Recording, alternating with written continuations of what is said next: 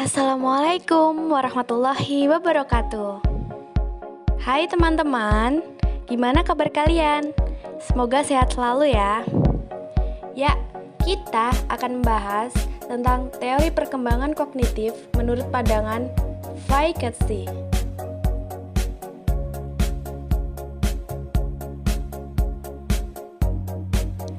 Ada yang tahu nggak sih, siapa sih Lev Vygotsky itu? Lev Vygotsky adalah seorang psikolog yang berasal dari Rusia dan hidup pada masa revolusi Rusia. Vygotsky adalah pengagum Piaget. Walaupun setuju dengan Piaget bahwa perkembangan kognitif terjadi secara bertahap dan dicirikan dengan gaya berpikir yang berbeda-beda. Tetapi Vygotsky tidak setuju dengan pandangan Piaget bahwa anak menjelajahi dunianya sendirian dan membentuk gambaran realistis batinnya sendiri.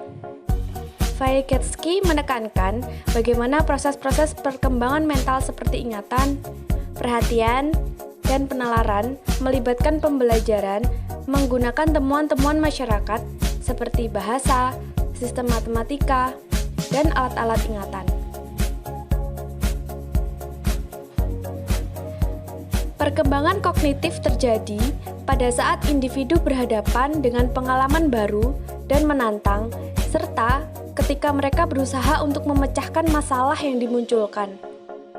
Dalam upaya mendapatkan pemahaman, individu berusaha mengaitkan pengetahuan baru dengan pengetahuan awal yang telah dimilikinya, kemudian membangun pengertian baru.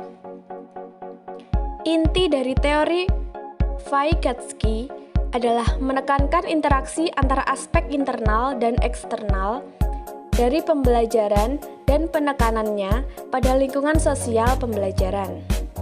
Menurut teori Vygotsky, fungsi kognitif manusia berasal dari interaksi sosial masing-masing individu dalam konteks budaya. Vygotsky yakin bahwa pembelajaran terjadi saat siswa bekerja menangani tugas-tugas yang belum dipelajari. Namun, tugas-tugas tersebut masih dalam jangkauan kemampuannya. Vygotsky mengemukakan 4 konsep. Yang pertama adalah konsep sosiokultural. Vygotsky lebih banyak menekankan peranan orang dewasa dan anak-anak lain dalam memudahkan perkembangan si anak. Menurut Vygotsky, anak-anak lahir dengan fungsi mental yang relatif dasar seperti kemampuan untuk memahami dunia luar dan memusatkan perhatian. Namun, anak-anak tak banyak memiliki fungsi mental yang lebih tinggi seperti ingatan, berpikir dan menyelesaikan masalah. Fungsi-fungsi mental yang lebih tinggi ini dianggap sebagai alat kebudayaan tempat individu hidup dan alat-alat itu berasal dari budaya. Alat-alat itu diwariskan pada anak-anak oleh anggota-anggota kebudayaan yang lebih tua selama pengalaman pembelajaran yang dipandu. Pengalaman dengan orang lain secara berangsur menjadi semakin mendalam dan membentuk gambaran batin anak tentang dunia. Vygotsky menekankan baik level konteks sosial yang bersifat institusional maupun level konteks sosial yang bersifat interpersonal. Pada level institusional, sejarah kebudayaan menyediakan organisasi dan alat-alat yang berguna bagi aktivitas kognitif melalui institusi seperti sekolah, penemuan seperti komputer, dan melek huruf. Interaksi institusional memberi kepada anak suatu norma-norma perilaku dan sosial yang luas untuk membimbing hidupnya. Level interpersonal memiliki suatu pengaruh yang langsung pada keberfungsian mental anak. Menurut Vygotsky, setiap fungsi dalam perkembangan budaya anak akan muncul 2 kali, yaitu pada mulanya di tingkat sosial dalam hubungan antar manusia atau interpsikologi. Kemudian muncul di tingkat personal dalam diri anak atau intrapsikologi. Hal ini berarti perlu mengetahui proses sosial dan budaya yang membentuk anak untuk memahami perkembangan kognitifnya. Kemajuan perkembangan kognitif anak diperoleh sebagai hasil interaksi sosial dengan orang lain. Orang lain di sini tidak selalu orang tua, melainkan bisa orang dewasa lain atau bahkan teman sebaya yang memahami tentang sesuatu hal. Menurut Slavin, interaksi sosial ini memacu terbentuknya ide baru dan memperkaya perkembangan intelektual siswa. Konsep ini oleh Vygotsky dinamakan pemagangan kognitif. Pemagangan kognitif mengacu pada proses di mana seseorang yang sedang belajar tahap demi tahap memperoleh keahlian melalui interaksinya dengan pakar. Pakar yang dimaksud di sini adalah orang yang menguasai permasalahan yang dipelajari. Lingkungan sosial yang menguntungkan anak adalah orang dewasa atau anak yang lebih mampu yang dapat memberi penjelasan tentang segala sesuatu sesuai dengan nilai kebudayaan. Sebagai contoh, bila anak menunjuk suatu objek, orang dewasa tidak hanya menjelaskan tentang objek tersebut, namun juga bagaimana harus berperilaku terhadap objek tersebut.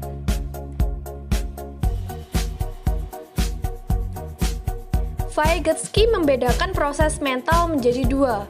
Yang pertama adalah elementary, yaitu masa praverbal, yaitu selama anak belum menguasai verbal, pada saat itu anak berhubungan dengan lingkungan menggunakan bahasa tubuh.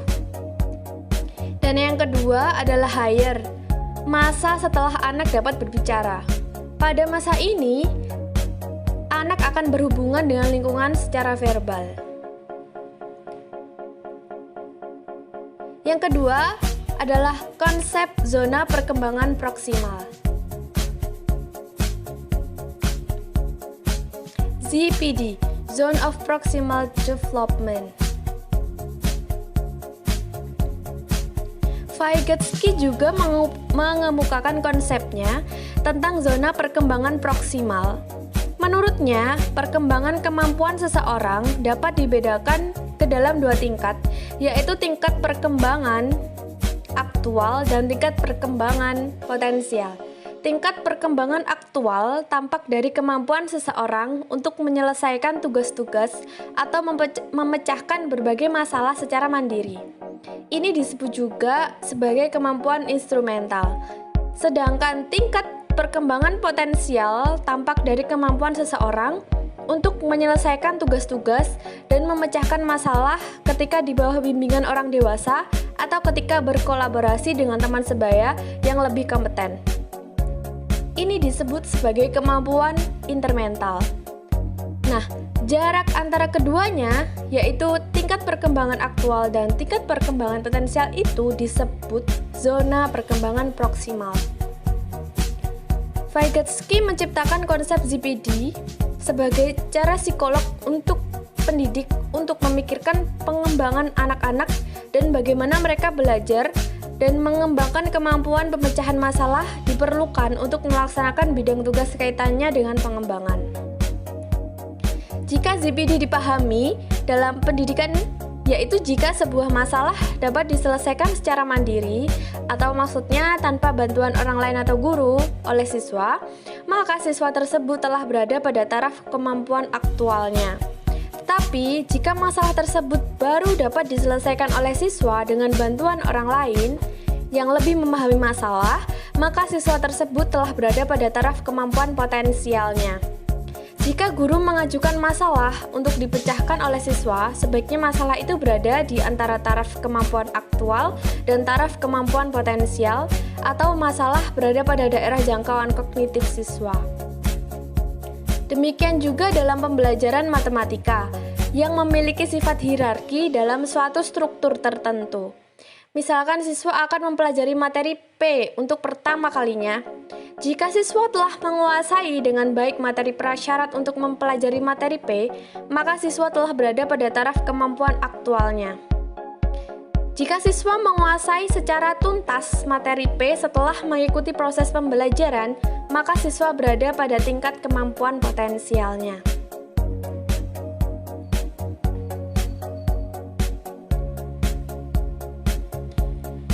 Menurut Tart dan Gallimore, Tingkat perkembangan ZPD terdiri atas 4 tahap.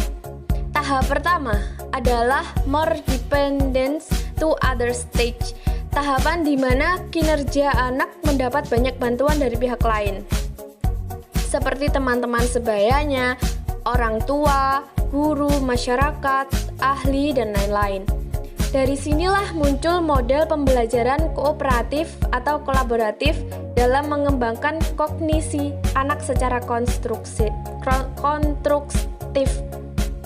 Tahap kedua adalah less dependence external assistance stage. Tahap di mana kinerja anak tidak lagi terlalu banyak mengharapkan bantuan dari pihak lain, tetapi lebih kepada self-assistance, lebih banyak anak membantu dirinya sendiri.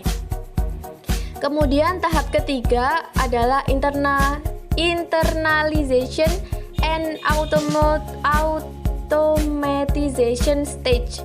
Tahap di mana kinerja anak sudah lebih terinternalisasi secara otomatis.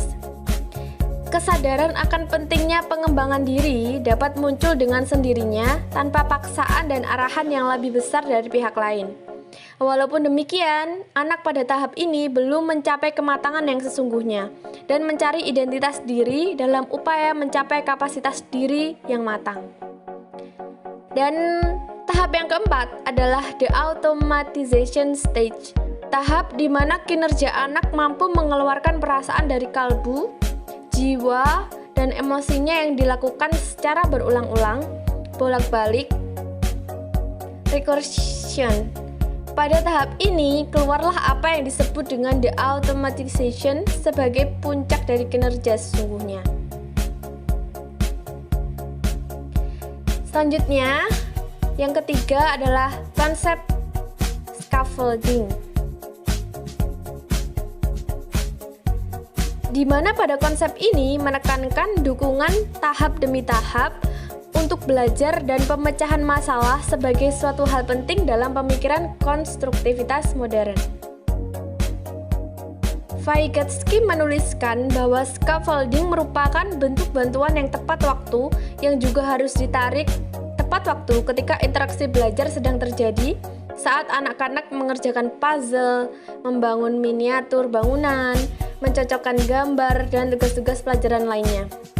Saat interaksi belajar berlangsung, scaffolding kadang dibutuhkan secara bersamaan dan terintegrasi dalam aspek fisik, intelektual, seni, dan emosional.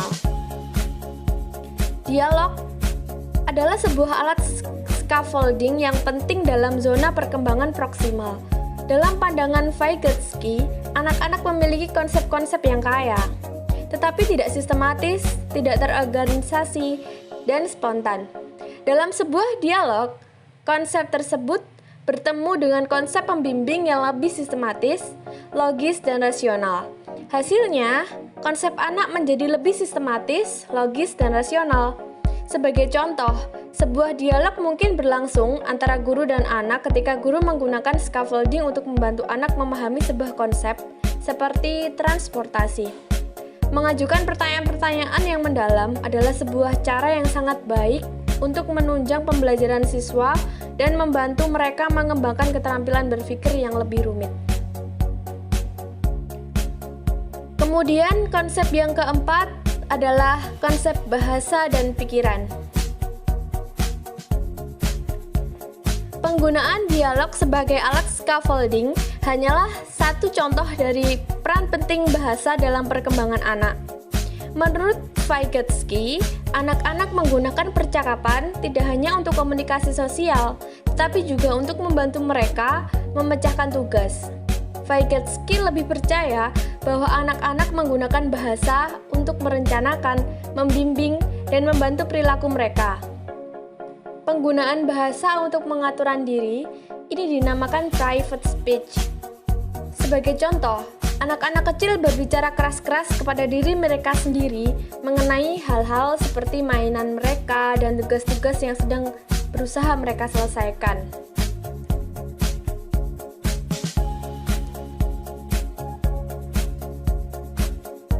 Vygotsky mengemukakan bahwa bahasa berperan penting dalam proses perkembangan kognitif anak.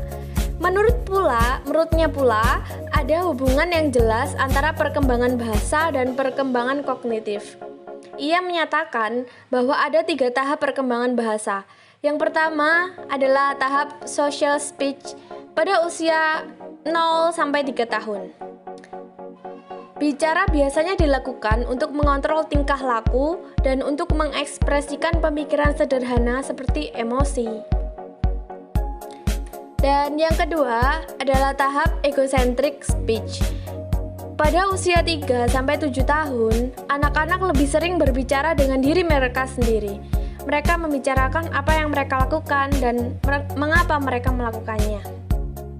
Kemudian yang ketiga adalah tahap inner speech pada usia di atas 7 tahun sampai dewasa. Inner speech atau pembicaraan batin merupakan proses hubungan antara pikiran dan bahasa. Pada tahap ini, setiap individu telah sampai pada tipe fungsi mental yang lebih tinggi. Selesai. Ya, alhamdulillah teman-teman, pembahasan kita sudah selesai. Terima kasih sudah menyimak videoku. Semoga bermanfaat dan bye-bye. Wassalamualaikum warahmatullahi wabarakatuh.